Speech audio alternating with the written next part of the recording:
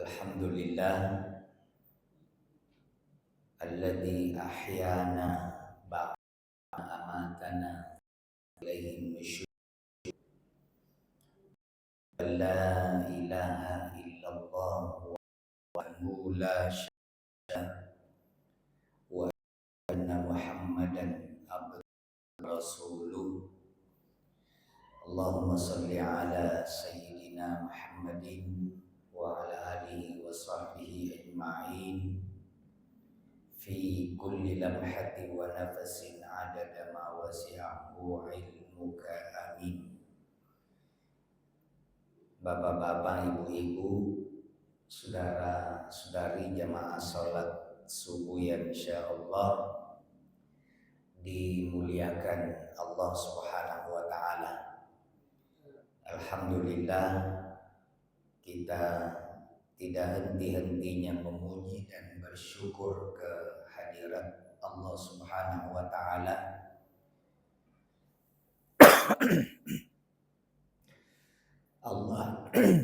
Allah yang telah menghidupkan kita setelah dimatikan semalam beberapa jam. Sekarang ini banyak yang rajin bangun jam 3, bukan untuk sholat tahajud tapi nonton Piala Dunia. Ya, mudah-mudahan setelah selesai Piala Dunia kebiasaan bangun jam 3-nya itu dilanggengkan, diteruskan, ya, melaksanakan sholat lail. Karena sholat lail itu adalah warisan Nabi Rasul, warisan aulia para wali, dan warisan para ulama. Jadi ini warisan yang paling tinggi nih, karena warisannya para orang-orang yang disayangi Allah. Dan setiap hari kita minta. Kadang-kadang kita minta tapi tidak mau lakukan. Mau minta sesuatu tapi prakteknya sebenarnya tidak siap.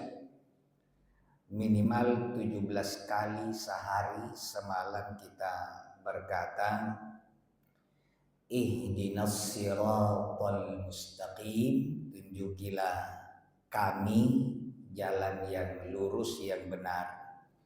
Siratal ladzina an'amta alaihim, yaitu jalannya orang-orang yang kau beri nikmat.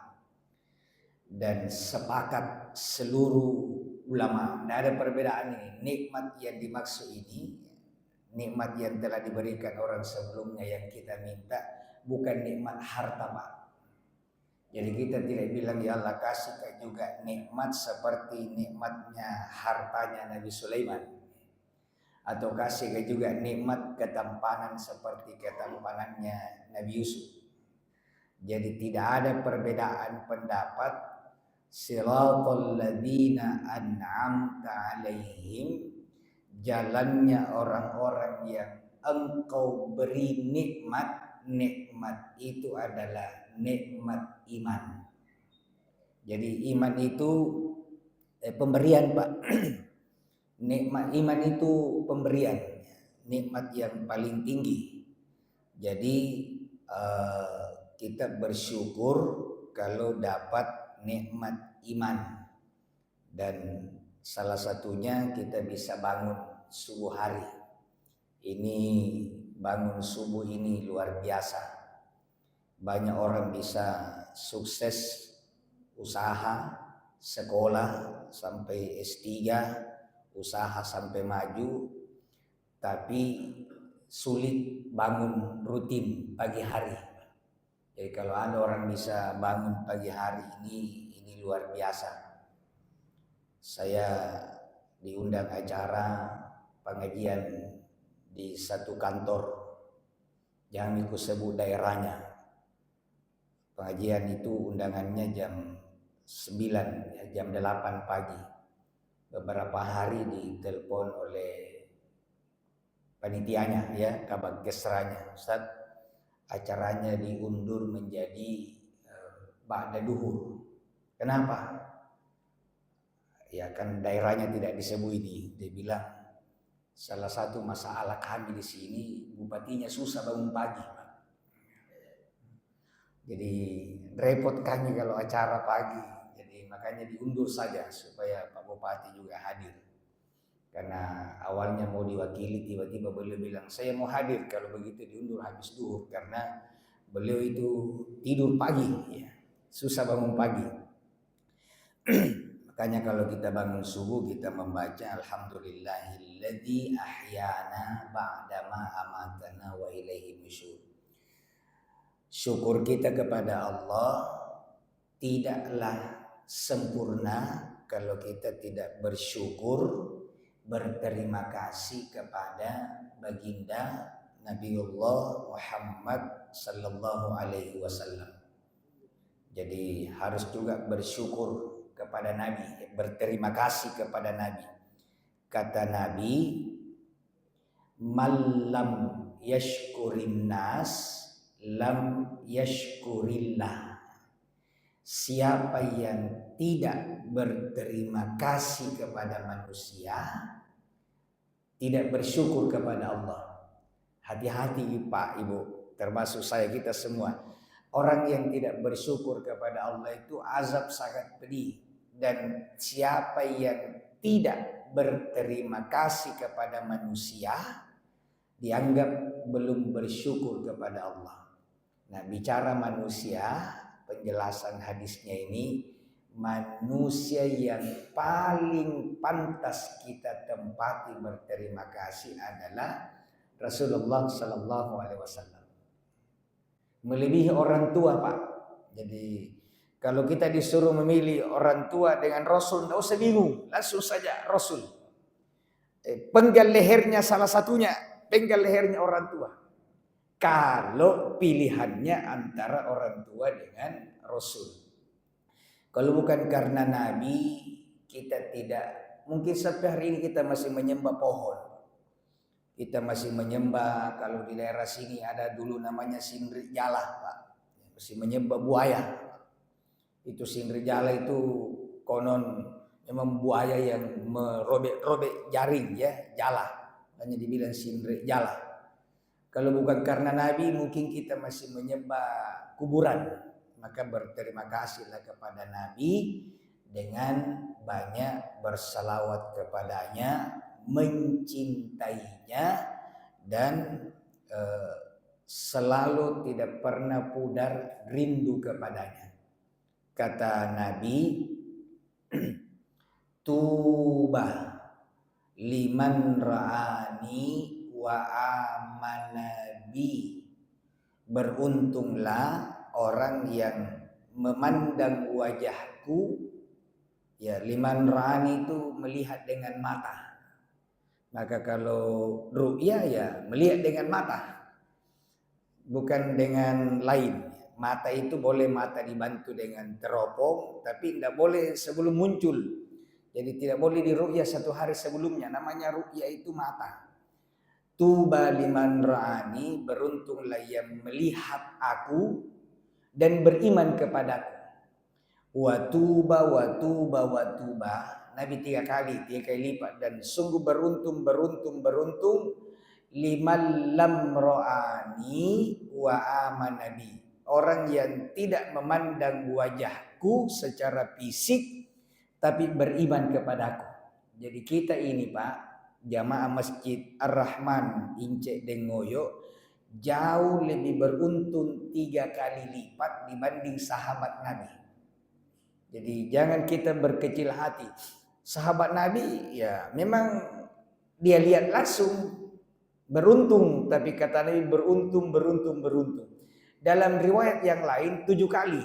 Nanti ditanya sama pemateri aslinya karena beliau membahas hadis Sahih Muslim. Ada 7 kali lipat lebih beruntung orang-orang Ar-Rahman Incek Dengoyo karena tidak melihat Nabi, liman lam ra'ani wa amanabi, dan bisa beriman kepadaku.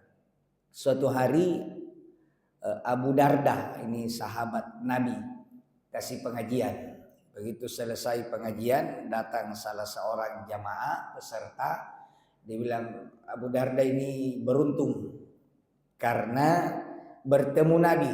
Berarti ini tidak bertemu Nabi nih, yang ikut berarti namanya tabi'in. Hanya bertemu Abu Darda, bertemu sahabat. Abu Darda sangat beruntung bisa lihat langsung wajahnya Nabi. Kata Abu Darda, jangan berkata begitu, ya. Seandainya kau bertemu langsung Nabi, boleh jadi kau malah jadi musuhnya Nabi.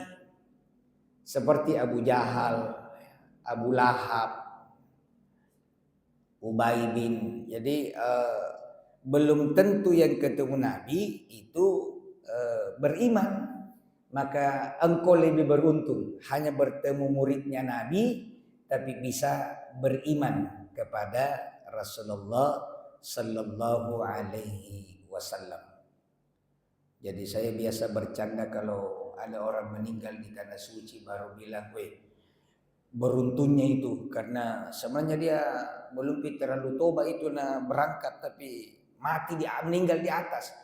Saya bilang tidak semua orang yang meninggal di Mekah itu beruntung karena Abu Jahal juga meninggal di Mekah.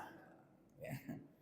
Banyak orang meninggal di Mekah tidak beruntung. Jadi jangan tempat kematian menjadi problema. Ya, saya kira itu pengantar. Kita mulai ceramah karena saya hanya pengganti jadi tematik. Tidak berani melanjutkan kajiannya Pak Kiai, Pak Prof. Karena saya baru seminggu balik dari melayani jamaah haji bertugas. Saya ingin mengkaji satu ayat dalam Al-Quran tentang menjaga nilai-nilai mabrur dalam perspektif Al-Quran. Jadi kita jaga nilai-nilai mabrur. Nah di dalam Al-Quran itu Allah Subhanahu wa ta'ala berfirman, Al-Hajju Ashhurum Ma'lumat. Haji itu telah ditentukan waktu-waktunya. Jadi haji ini sudah diatur waktunya. Untuk bisa mabrur itu hanya 3 yang kita usahakan jaga. Faman farada fihinnal hajja, siapa yang berada dalam kewajiban atau melaksanakan haji, pertama fala rafasa, jangan rafas, syahwat, wala fusuk, dan jangan maksiat, wala jidal, dan jangan debat kusir. Ini 3. Dan ini bukan dilarang pada waktu berihram. Kalau waktu berihram tidak perlu ada ayat ini. Semua orang kalau sudah pakai ihram, jaga dirinya. Justru pelanggarannya sebelum dan sesudah. Termasuk kita ini Pak, kan yang hadir ini cuma 2 kelompok. Yang sudah pernah haji dan yang mau pergi haji. Jadi kita ini cuma 2. Pernah haji, pulang haji, dan mau haji. Jadi kalau ingin nilai mabrur, biar kita belum pernah haji, jaga ini 3. Rafas, fusuk, dan jidal. Fala rafatha wala fusuqa wala jidala fil hajj. Apa itu rafas? Ya, rafas ini kalau bahasa fikihnya belenggu syahwat. Kalau pengertian lebih umum, segala bentuk ucapan, tindakan yang menjurus kepada cabul. Meskipun bahasanya halus. Kalau ada yang pernah haji pasti ingat ini kata-kata. Ada namanya kamar berkah. Kelihatannya ini sopan sekali nih, agamis sekali. Ini cabul namanya, Pak. Ada jamaah dan ini umum ya, hampir banyak. Kalau sudah wukuf masuk Muzdalifah, Mina melontar ya, apalagi yang muda-muda itu tidak menunggu rombongan, langsung jalan kaki atau naik taksi ke Mekah untuk tawaf ifadah dan sa'i, cepat menuntaskan rukun. Kalau tujuannya supaya haji cepat selesai, alhamdulillah. Tapi kira-kira kalau disurvei, kebanyakan karena mau cepat dapat kamar berkah. Bayangkan kalau haji pikirannya itu. Itulah sebabnya larangan pertama dalam ayat ini rafas. Karena ini paling banyak pelanggaran. Itu bapak-bapak, saya biasa diam-diam mendengar dan berkata ayat ini benar. Sadaqallahul azim, ya, Allah benar dan maha agung. Perbincangannya laki-laki itu kalau pergi haji, kalau hari pertama sampai 1 minggu itu ya bagaimana sholat apa, tapi kalau sudah minggu kedua cabul pak, duduk merokok, wah cerita kamar berkah. Lihat Arab cewek tadi itu Arab seandainya kapan tidak pakai cadar, cantiknya itu dilihat hidungnya, itu juga porno aksi ya. Jadi inilah yang perlu makanya manasik itu sebenarnya perlu dari awal supaya tidak rusak ini haji kita. Haji ini kalau di Indonesia ini lebih banyak pada gaya hidup. Ya kan haji itu kan wajibnya 1 kali. Umrah juga wajibnya 1 kali. Tapi orang berbondong-bondong berulang-ulang. Padahal kalau dia sudah pernah umrah sekali, taruhlah biayanya tahun lalu 35 juta, 37 bintang 5. Kalau sekarang itu Pak naik 6 juta sampai ya 5 jutaan ke atas jadi 40 lebih. Kalau sudah pernah umrah 1 kali, kemudian ada uangnya 40 juta, tidak usah mendaftar umrah Pak. Coba-coba kita jogging saja pagi-pagi keliling Incedengoyo, Abdul Desirua, Kelurahan Pandang apa. Coba-coba kita cek siapa tahu ada warga yang anaknya mau di DO dari kampusnya. Atau ada orang yang punya gade-gade tapi tinggal 3 tak gantung keruput coki-coki, berarti modalnya sudah mau habis. Kalau kita suntik modal dia, itu pahalanya lebih tinggi daripada mencium hajar aswad berulang-ulang. Tapi kenapa ini tidak terjadi? Karena ya, itu tadi bimbingan manasik yang tidak mantap sehingga nafsu ini yang muncul. Jadi kenapa sih berulang-ulang sekali, rajin sekali pergi umrah puang? Dibilang, saya itu kalau dalam 1 tahun tidak hadir di Mekah rasanya kayak apa? Berarti dia ibadah ini karena perasaan, bukan karena dia mengikuti nafsunya. Hati-hati ya. Jadi mari ini kalau travel dengar ini merusak pemasaran ini. Saya di root travel, tapi jangan kita memanfaatkan kesalahan pahaman orang dalam beragama. Ya, biar tidak berulang itu banyak yang baru. Ya, atau sekali kita kasih berangkat orang yang belum mungkin tidak pernah bermimpi lihat tanah suci kalau tidak ada yang kasih berangkat. Apakah dicari mau pergi tanah suci, mau kenyamanan pribadi atau mau dapat ridhonya Allah? Kalau kenyamanan pribadi, ayo berangkat. Wah, enak di pesawat, enak di hotel, enak di depan Ka'bah.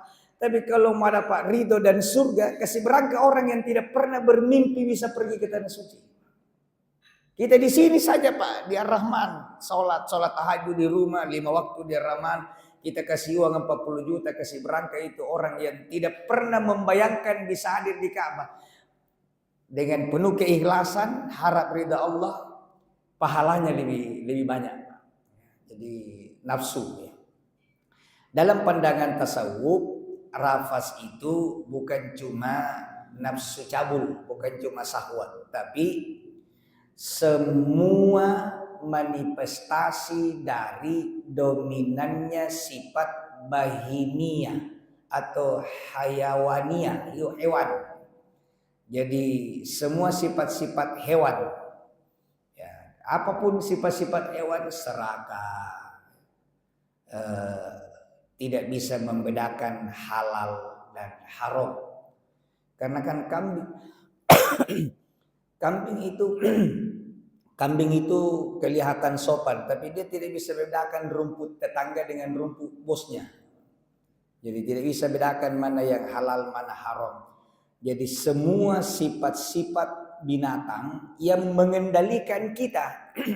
Kan kita ini semua punya sifat binatang, Pak. Makanya orang pintar berkata manusia itu adalah binatang yang berakal.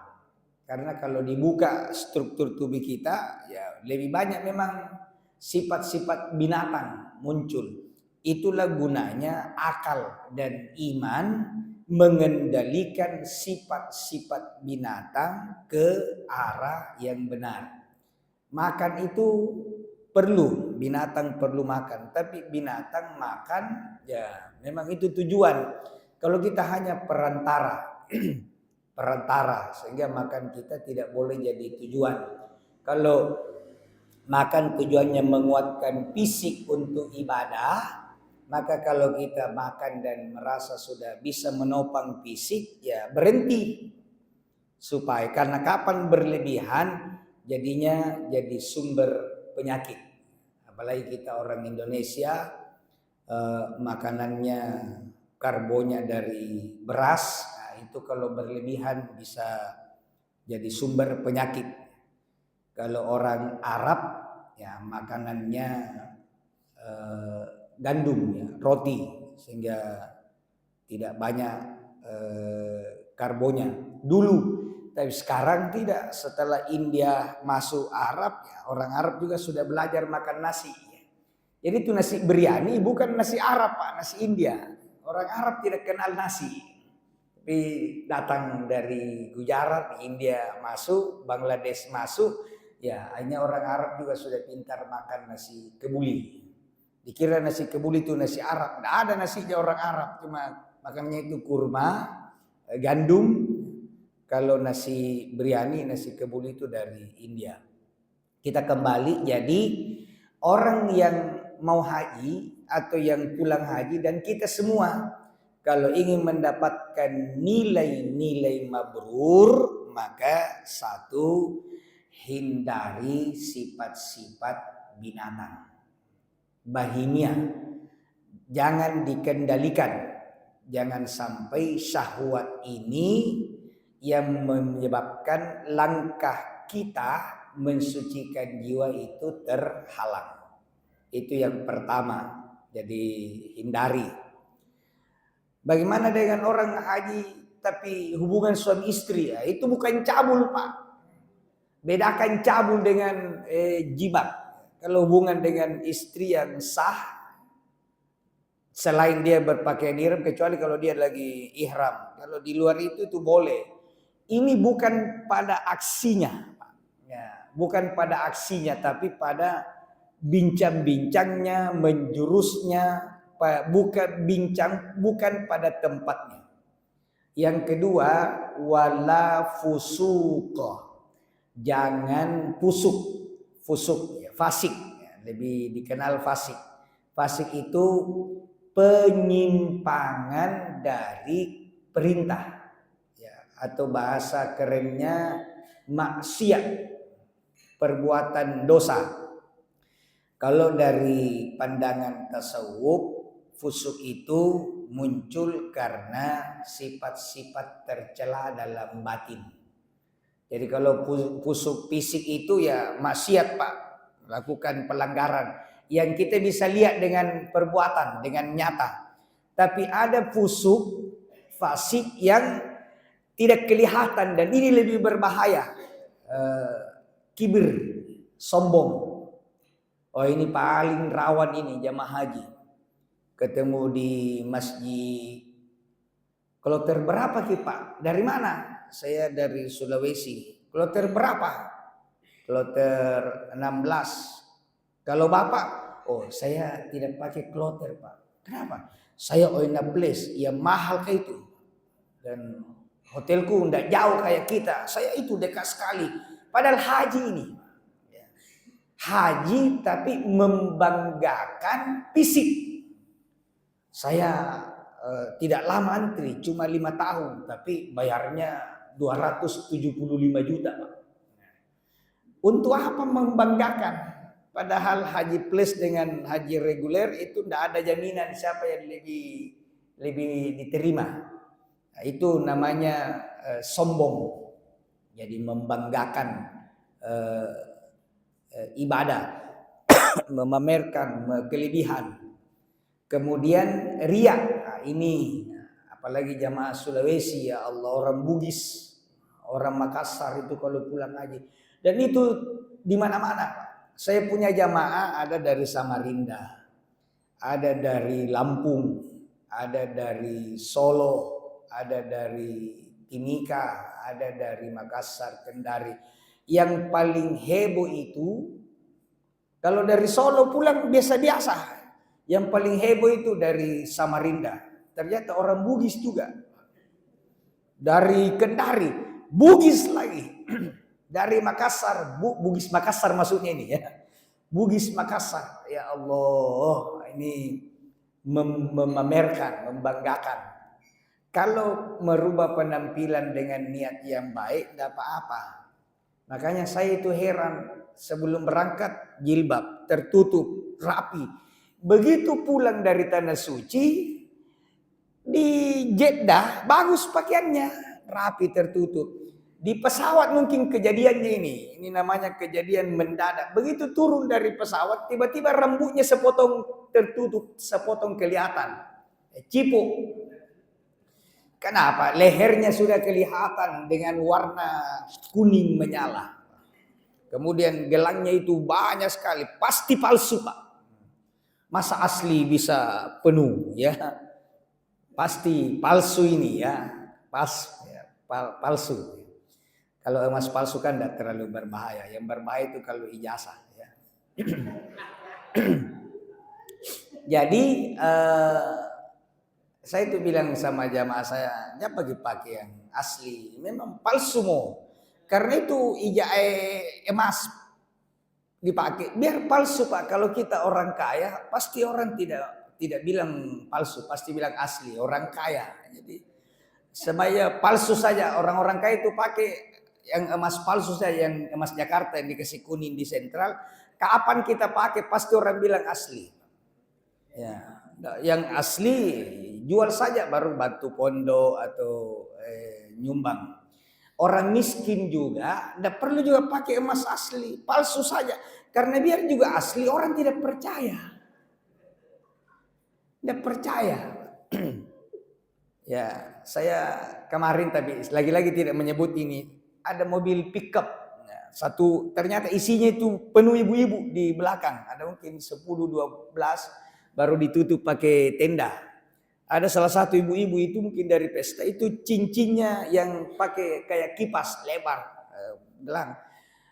Nggak tahu asli atau palsu, tapi saya curiga bilang palsu ini kan tidak mungkin orang kaya naik mobil pickup dan duduk di belakang. Ya, sayang, boleh jadi asli tapi terlanjur kita curigai. Jadi orang miskin itu kasihan, biar asli dicurigai. Orang kaya biar palsu dipercaya. Ya itulah resiko. Jadi jangan kita sombong, iri ya, karena itu mematikan hati. Apalagi kalau hasad, dengki. Nah, ini Kak bahaya ini. Haji itu tidak boleh dengki. Dan yang terakhir yang ketiga, jidal. Jidal itu bahasa kerennya perdebatan kosong. Itu kalau berdebat yang tidak ada ujung pangkalnya. Tapi aslinya jidal itu sebenarnya egoisme.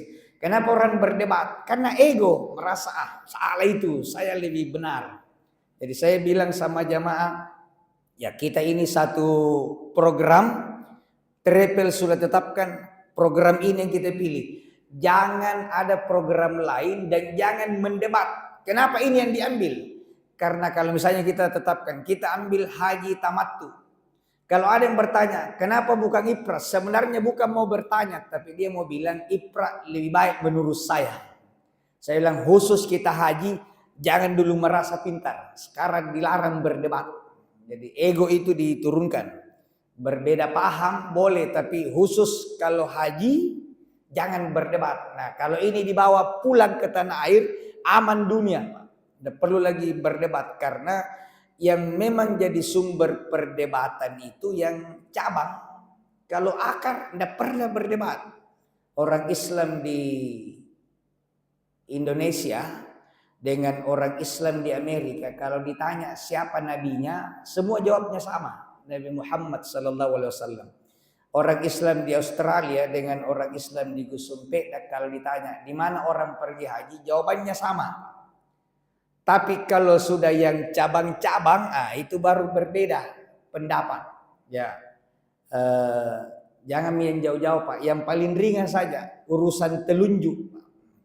Urusan telunjuk saja ini mazhabnya 5. Jadi ada yang at-tahiyatul naik. Dan setiap ada kata Allah goyang.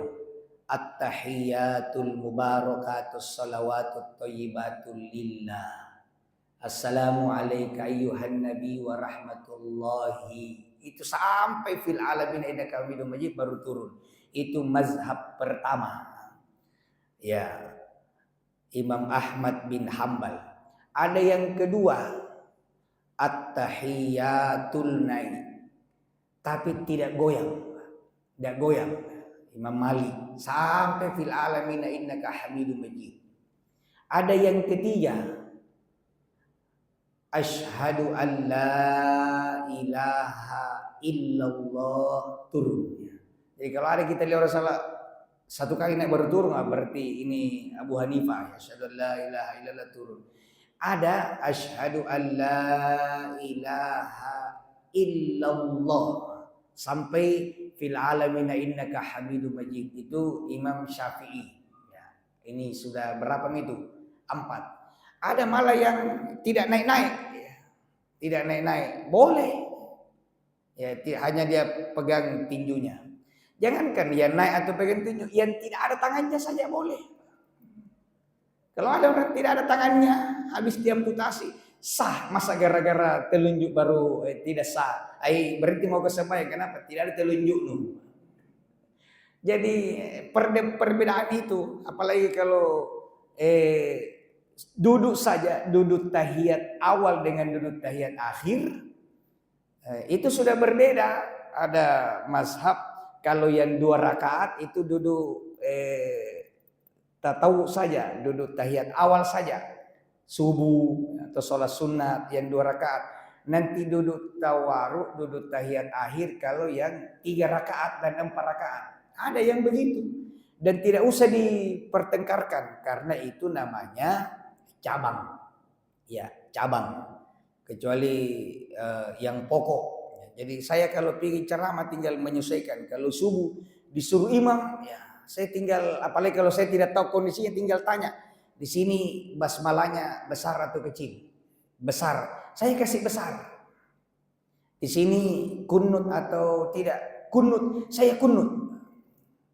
Di sini baca Fatihah atau tidak? Tidak. Saya pulang, Pak. Aliran sesat ini kalau tidak baca Fatihah. Jadi selama yang cabang tidak perlu dipertengkarkan. Inilah 3 yang kadang-kadang tanpa sadar merusak nilai haji. Merusak.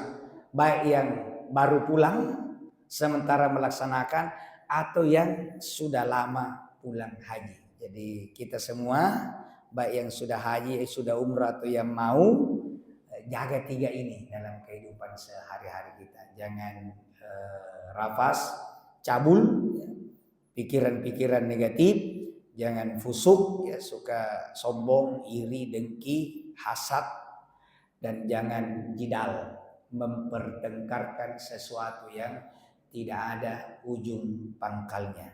Semoga ada manfaatnya.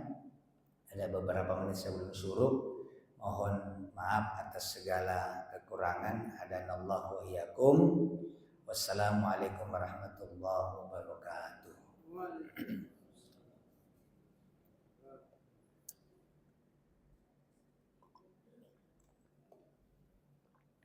Ya, ada yang mau di Kalau tidak ada saya mau closing statement. Ya. Oke, silakan.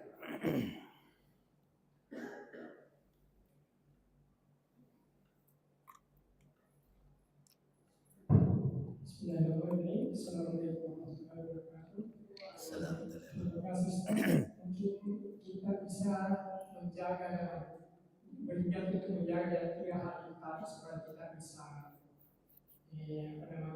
tetap dalam iman, tetapi kadang-kadang dalam waktu yang cukup lama kita ini kadang-kadang biasa kita tidak ya kadang-kadang tidak terasa kita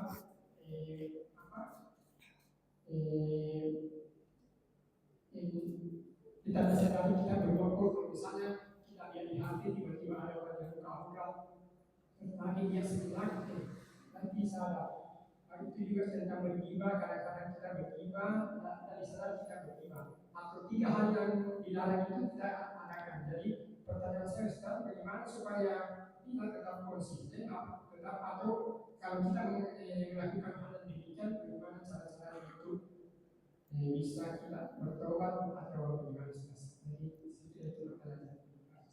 Iya, makasih banyak. Ini luar biasa masukan untuk kita. Jadi ini manusia itu tempatnya salah. Dan sebaik-baiknya orang yang bersalah adalah at-taibun ya, tobat. Jadi Allah selalu buka pintu.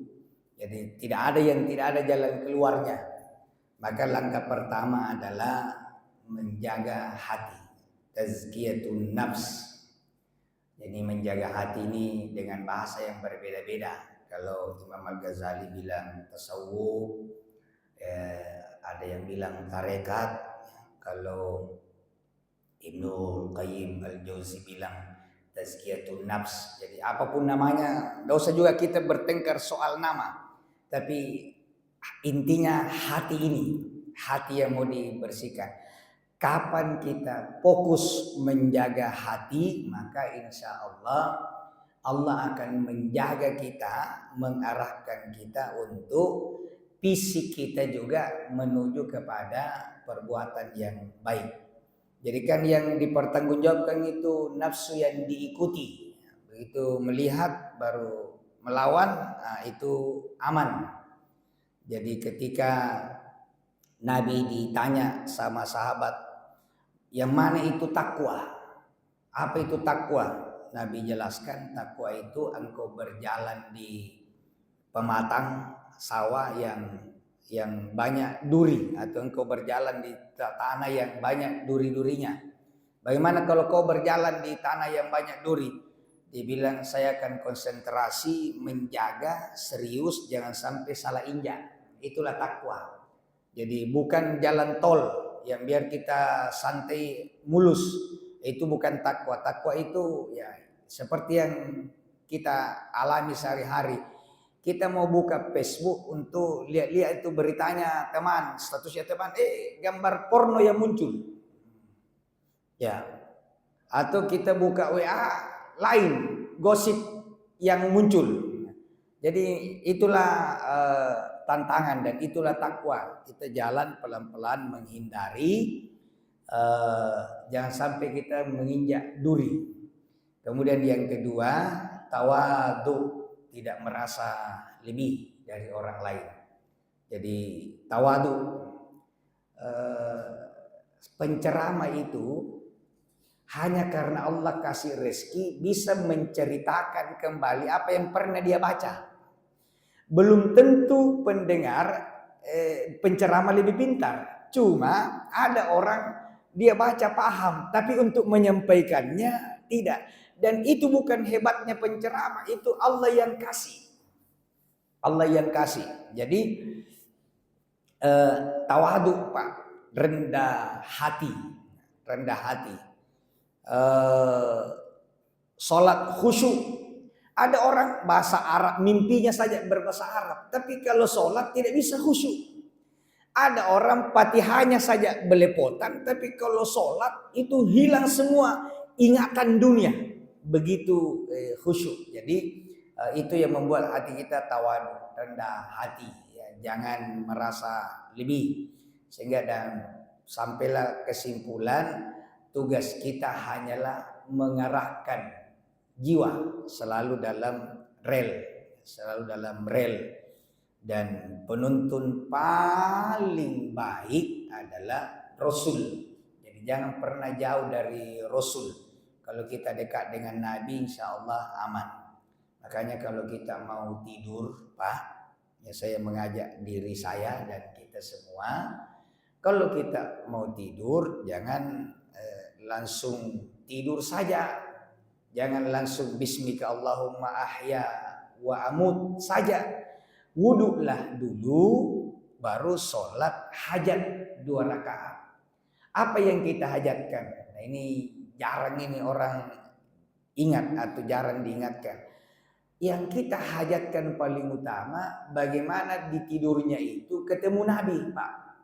Kan harapan kita ketemu Nabi tinggal satu, Pak, sekarang. Ketemu dalam tidur. Ya, kalau di hari kemudian ya itu harapan, ya. Tapi di dunia ini satu-satunya harapan yang mungkin terjadi ketemu Nabi lewat tidur, lewat mimpi. Dan Nabi bilang, man ra'ani fil manam, siapa yang melihat saya dalam tidurnya, maka itu adalah hakun, benar. Karena tidak ada satupun makhluk yang bisa menyerupai saya. Mau jin, mau ChatGPT, ya, tidak ada lagi kan jin paling handal sekarang namanya GPT. Saya dipoto begini saja, dikirim fotoku, saya kirim ke GPT foto itu, baru saya kasih keterangan, buat seolah-olah saya lagi wukuf di Arafah. Begitu 1 menit, setengah menit muncullah saya berpakaian ihram dengan pandangan latar belakang di bawah tenda bersama jamaah yang lain. Begitu hebatnya jin yang bernama GPT sekarang. Tapi Nabi tidak bisa diserupai oleh siapapun. Nah, itu kalau kita mau tidur. Nah, kalau selalu dekat dengan Nabi, ya, tapi meskipun 1000 kali mimpi ketemu Nabi, tidak bisa mengaku dirinya sahabat. Karena sahabat itu syaratnya 3. Bertemu Nabi dalam keadaan masih hidup, ya, sejaman dengan Nabi. Yang pernah bertemu Nabi langsung, bukan mimpi. Yang kedua, beriman kepada Nabi. Yang ketiga, mati dalam keadaan Islam. Jadi biar ketemu masuk Islam tapi munafik, murtad, tidak dihitung sahabat. Atau bertemu tapi benci Nabi, tidak dihitung sahabat. Jadi yang mimpi itu tidak dihitung. Tapi siapa yang ketemu Nabi dalam tidurnya, benar dia telah bertemu dengan Rasul. Dan itu harus jadi cita-cita utama. Jadi setiap sholat, setiap mau tidur, sholat hajat dulu dan serius. Tentu kalau berharap ketemu Nabi dengan mulai sholat hajat terus setiap malam, pelan-pelan pasti perilaku berubah. Ya, gapa, akhirnya ketakutan sendiri. Saya belum pernah, tapi gapa tiba-tiba mimpi ketemu Nabi, baru dia tanya, Kak, apa isinya handphonemu? Ku hapus semua game-game deh kan. Nggak enak. Masa saya jawab banyak gameku ya Rasul. Jadi otomatis akan membentuk jiwa yang lembut. Bagaimana sikapmu sama istrimu ya? Masih suka kubohongi ya. Jadi kalau belum mimpi berarti memang masih banyak yang mau diperbaiki ya. Seperti itu. Saya kira itu. Ya. Wallahu a'lam bishawab. Ya, sudah surga. Jam 6 lewat 6. Ya, sedikit lagi ya, mudah-mudahan Bapak Ibu informasi terbaru saya bawa oleh-oleh pulang dari Tanah Suci. Pertama, tahun ini dari Arafah ke Muzdalifah tidak ada orang jalan kaki bersih. Berarti tidak ada haji ilegal. Karena yang boleh masuk Arafah itu naik bus. Busnya juga itu ada chip. Yang sopirnya saja tidak tahu di mana itu chipnya. bukan lagi di platnya. Jadi begitu ada mobil masuk Arafah yang bukan resmi, itu langsung dihadang petugas dan disuruh pulang ke Mekah. Jadi kalau ada tetangga pergi haji tahun ini langsung berangkat, bukan petugas, bukan dokter, bukan pembimbing, kemungkinan hukumnya kalau bukan di Jakarta hanya di Mekah. Tidak masuk Arafah. Mungkin hukum di Mekah karena ada visa dakhili masuk Mekah, tapi tidak bakalan masuk ke Arafah karena ini tahun sangat ketat. Maka jangan lagi bernafsu berangkat haji melalui jalur yang tidak normal. Ikut saja jalur normal 26 tahun menunggu atau 5 tahun kalau ONA plus. Semoga informasi ini ada manfaatnya. Mohon maaf atas segala kekurangan. Subhanakallahumma wa bihamdik nasyhadu an la ilaha illa anta nastaghfiruka wa natubu ilaik. Amiltu su'a wa dhalamtu nafsi faghfir li fa innahu la yaghfiru dzunuba illa anta. Assalamualaikum warahmatullahi wabarakatuh.